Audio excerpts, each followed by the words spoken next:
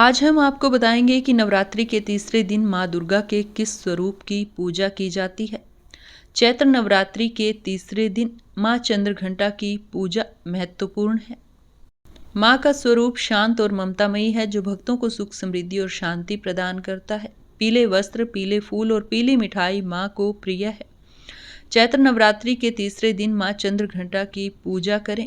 देवी भागवत पुराण के अनुसार माँ चंद्रघंटा का रूप अत्यंत शांत, सौम्य और ममतामयी है, जो अपने भक्तों को सुख, समृद्धि और शांति प्रदान करता है। इस दिन विशेष पूजा करने से आत्मविश्वास में तो वृद्धि होती है, साथ ही जीवन में खुशहाली आती है और सामाजिक प्रतिष्ठा भी बढ़ती है। पूजा के फलस्वरूप लोग आपको अधिक सम्मान देने लगते हैं। माँ चंद्रघंटा का विशेष रूप से सरल और शांति से परिपूर्ण स्वरूप अपने भक्तों की समृद्धि में वृद्धि करने के लिए प्रसिद्ध है। माँ चंद्रघंटा की पूजा से न केवल भौतिक सुख में वृद्धि होती है, बल्कि समाज में आपका प्रभाव भी बढ़ता है। माँ चंद्रघंटा के मस्तक पर एक अर्धचंद्र आकार का चंद्रमा स्थित है, जिससे उनका नाम चंद्रघंटा पड़ा। यह नाम उनके दिव्य रूप को दर्शाता है, जिसमें एक अद्वितीय तेज और ममता समाहित है।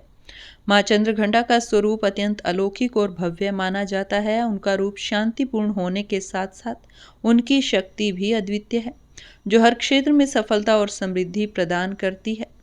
माँ चंद्रघंटा की पूजा से जीवन के सभी पहलुओं में सफलता प्राप्त होती है।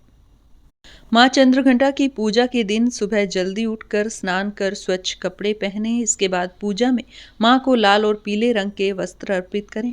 इसके बाद माँ को कुमकुम और अक्षत अर्पित करें। फिर माँ चंद्रघंटा को पीला रंग अत्यंत प्रिय है, इसलिए पूजा में पीले रंग के फूलों और वस्त्रों का उपयोग जरूर करें।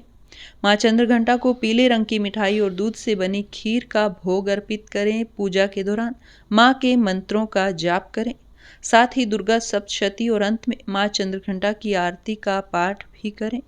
इन सभी विधियों को विधि पूर्वक करने से माँ चंद्रघंटा प्रसन्न होती है और अपने भक्तों पर अपनी कृपा बरसाती है।